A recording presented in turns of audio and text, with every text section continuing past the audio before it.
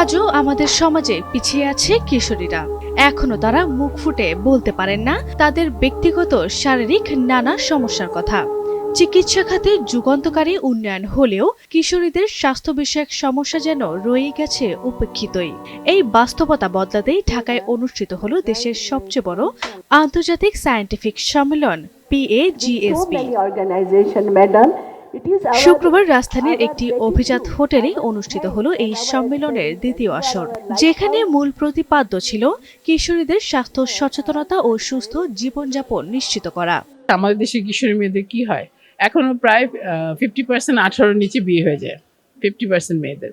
এবং বিয়ে হওয়ার ফলশ্রুতিতে দেখা যায় তাদেরকে, এটাকে আমরা বলি চাইল্ড ম্যারেজ, এবং দেখা যাচ্ছে যে তারা কিন্তু খুবই দ্রুতই গর্ভ ধারণ করে ফেলে, গর্ভবতী হয়ে যায়।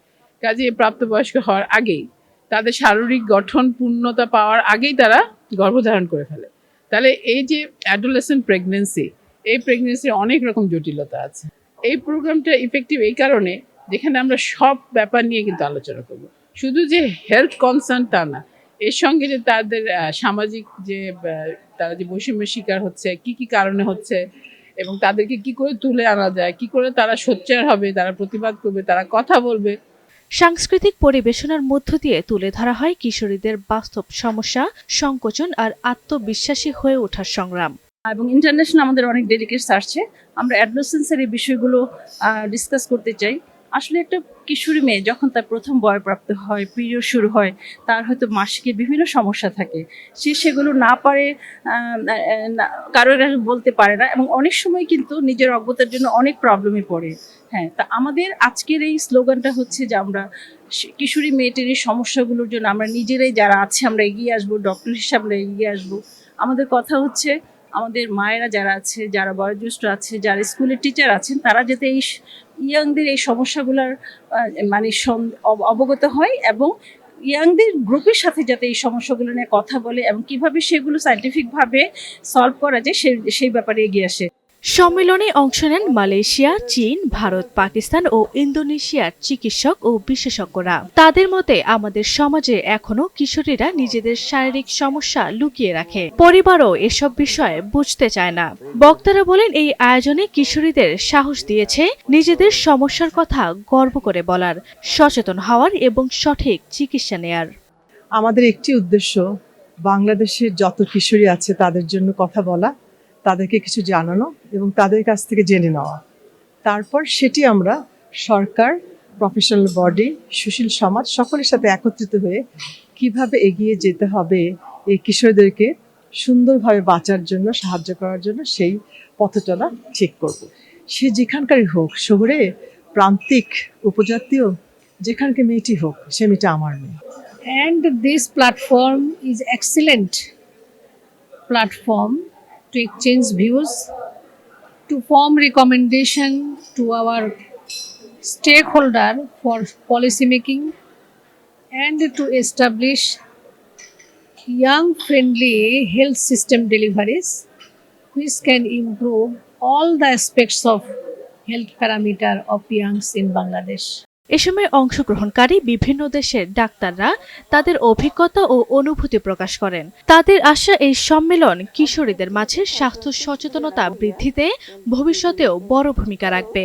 This is very important work because, as you know, adolescents make up a big part of our population and a very important part of the future of any country. So it is very well organized. And you can see that they have packed in a lot of good lectures today, a lot of good discussions. And I hope that people will go home with new information, new knowledge, and will use that new knowledge and new information for the good of their patients. বিশেষজ্ঞরা বলেন বাল্যবিবাহ কিশোরীদের জীবনে ভয়াবহ প্রভাব ফেলে। মানসিক, শারীরিক এবং সামাজিক সব দিক থেকেই তারা হয়ে পড়ে দুর্বল। এই বিষয়ে সচেতনতা গড়ে তুলতে হবে পরিবার এবং সমাজকেও। আমাদের মেসেজ হলো আমাদের দেশে এখনো কিশোরীরা খুবই নেগলেক্টেড আছে। সুতরাং আমরা চাবো আমরা সবাই, সমাজের সবাই, ডাক্তারদের পাশাপাশি আপনারা সাপোর্ট দিবেন আমাদের কিশোরী মেয়েদের মানসিক, শারীরিক এবং পড়াশোনা এবং কোনো মতেই তাদের 18-র নিচে বিয়ে না দেয়। আমাদের দেশে আজকাল দেখা যাচ্ছে যে সেক্সুয়াল অ্যাবিউজ খুব কিশোরী মেয়েদের জন্য হচ্ছে, সেজন্য সামাজিক প্রতিরোধা গড়ে তোলার জন্য আপনাদের আমরা আহ্বান জানাবো।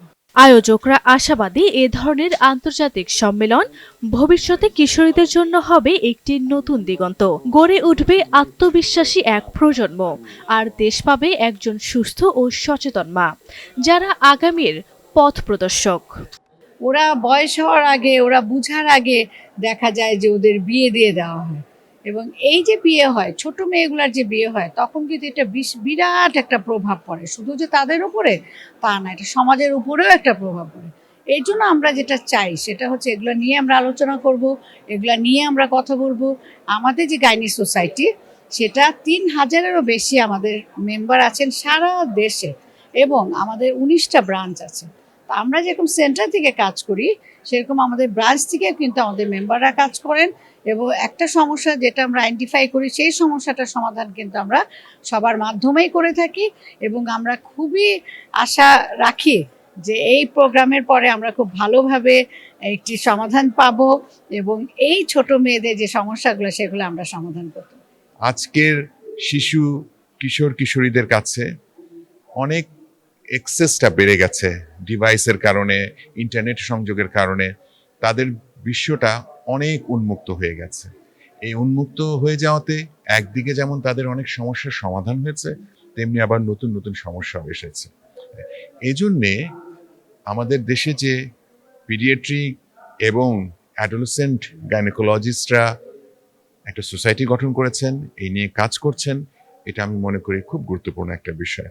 এই সম্মেলন শুধু একটি অনুষ্ঠান নয়, এটি একটি অঙ্গীকার, কিশোরীদের প্রতি সমাজের দায়িত্ব পালনের এক সাহসী উদ্যোগ। Medical post, desk report.